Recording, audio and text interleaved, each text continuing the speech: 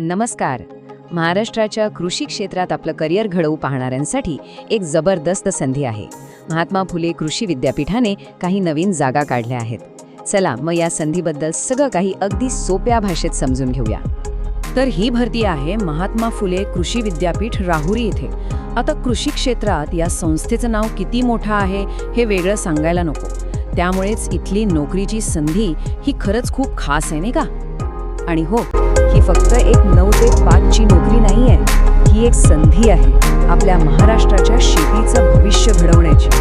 जर या क्षेत्रात काहीतरी खरंच नवीन आणि महत्त्वपूर्ण करायची इच्छा असेल तर ही माहिती शेवटपर्यंत नक्कीच ऐकायला हवी. तर मग आपण आज काय काय पाहणार आहोत? सगळ्यात आधी हा नेमका कोणता प्रोजेक्ट आहे ते बघू. मग कोणती पदं आहेत, पगार किती, वयाची अट काय आहे, अर्ज कसा करायचा आणि हो, शेवटी काही महत्त्वाच्या अटी आणि नियम. चला तर मग सुरू करूया आपल्या पहिल्या मुद्द्यापासून.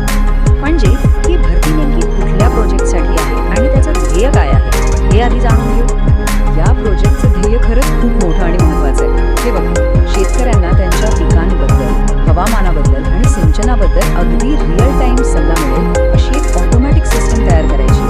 जरा विचार करा, असं तंत्रज्ञान आपल्या शेतकऱ्यांच्या हातात आलं तर किती मोठा बदल घडू शकेल. बरं, प्रोजेक्टबद्दल तर कळालं. आता वळूया सगळ्यात महत्त्वाच्या भागाकडे, म्हणजे नक्की कोणती पदं आहेत आणि त्यासाठी काय पात्रता लागेल ते बघूया. सगळ्यात पहिलं आणि एक महत्त्वाचं पद आहे रिसर्च असोसिएट. हे लोक या प्रोजेक्टच्या संशोधनाचा अक्षरशः कणा असणार आहेत. चला बघूया यासाठी काय निकष आहेत.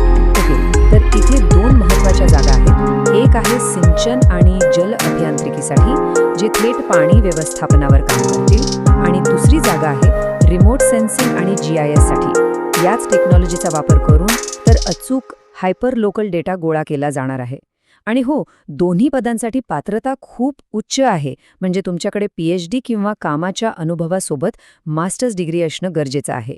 रिसर्च असोसिएट नंतर पुढचं पद आहे यंग प्रोफेशनल 2. नावावरूनच कळते की हे पद तरुण आणि उत्साही प्रोफेशनल्ससाठी आहे, ज्यांना फील्डवर जाऊन खरं काम करायचं आहे. तर हे पद आहे मृदा विज्ञान म्हणजे सॉइल सायन्समध्ये. यासाठी MSc ॲग्री ही आवश्यक पात्रता आहे.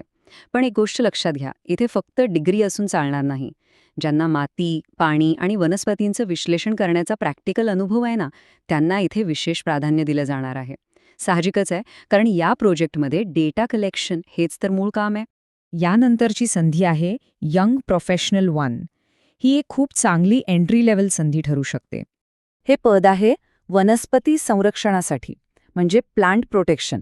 यासाठी कृषी शाखेतून ग्रॅज्युएट असलेले उमेदवार अर्ज करू शकतात. आणि इथेही बघा, पुन्हा एकदा फील्ड अनुभवाला खूप महत्त्व दिलं गेलं आहे.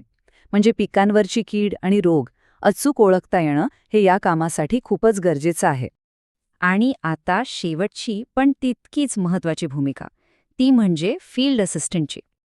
इथे एकूण 2 जागा आहेत आणि यासाठी पात्रता काय आहे, तर एकतर कृषी पदवीधर किंवा कृषी डिप्लोमासोबत 2 वर्षांचा फील्ड अनुभव. म्हणजे बघा, इथे दोन्ही प्रकारच्या उमेदवारांना संधी आहे. आणि हो, जर आधी सरकारी प्रोजेक्टवर काम केलं असेल तर तो नक्कीच एक प्लस पॉइंट ठरेल. चला, आता सगळ्यात इंटरेस्टिंग भाग. या पदांसाठी पगार किती मिळणार आहे आणि वयोमर्यादेचे नियम काय आहेत ते पाहूया. तर इथे स्क्रीनवर आपण प्रत्येक पदासाठीचा पगार पाहू शकता. रिसर्च असोसिएट पदासाठी पगारात पात्रतेनुसार थोडा फरक आहे आणि त्यांना HRA म्हणजे घर भाडे भत्ता सुद्धा मिळणार आहे. बाकी पदांसाठीचा पगार हा एकत्रित आहे. आता वयोमर्यादेबद्दल बोलायचं झालं तर पुरुषांसाठी कमाल वयोमर्यादा आहे 40 वर्ष आणि महिलांसाठी ती 45 वर्षे ठेवण्यात आली आहे. ठीक आहे, तर आता आपल्याला पदं, पगार आणि वय याबद्दल कळालं. आता सगळ्यात महत्त्वाचं, अर्ज कसा करायचा. चला, याची प्रक्रिया स्टेप बाय स्टेप समजून घेऊया. अर्ज करण्याची प्रोसेस तशी खूप सोपी ठेवली आहे. काय करायचंय तर विहित नमुन्यातला अर्ज भरायचा, त्याला लागणारी सगळी कागदपत्रं जोडायची, त्या सगळ्याची एकच PDF फाईल बनवायची आणि ती एकतर पोस्टाने पाठवायची किंवा दिलेल्या पत्त्यावर स्वतः जाऊन जमा करायची. अगदी सरळ आहे. आणि एक गोष्ट लक्षात ठेवा, सगळ्यात महत्त्वाची, अर्ज करण्याची शेवटची तारीख आहे 15 एप्रिल 2026 संध्याकाळच्या 6 वाजेपर्यंत. ही तारीख आणि वेळ अजिबात चुकवू नका.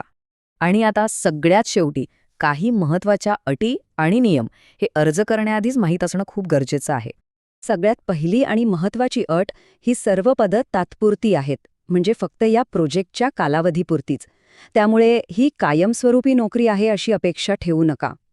आणखी एक महत्त्वाचा मुद्दा, या पदावर काम करताना जे काही नवीन संशोधन होईल किंवा काम केलं जाईल त्याचे सगळे इंटेलेक्च्युअल प्रॉपर्टी राईट्स म्हणजे बौद्धिक संपदा हक्क हे पूर्णपणे प्रोजेक्टकडेच राहतील. ही गोष्ट लक्षात घेणं महत्त्वाचं आहे. तर ही होती महात्मा फुले कृषी विद्यापीठातल्या या नवीन आणि इंटरेस्टिंग संधीबद्दलची सगळी माहिती. महाराष्ट्राच्या शेतीत टेक्नॉलॉजीच्या मदतीने एक मोठा बदल घडवणाऱ्या या प्रोजेक्टचा भाग बनणं हे करिअरमधलं एक महत्त्वाचं पाऊल ठरू शकतं का, यावर नक्कीच विचार करा.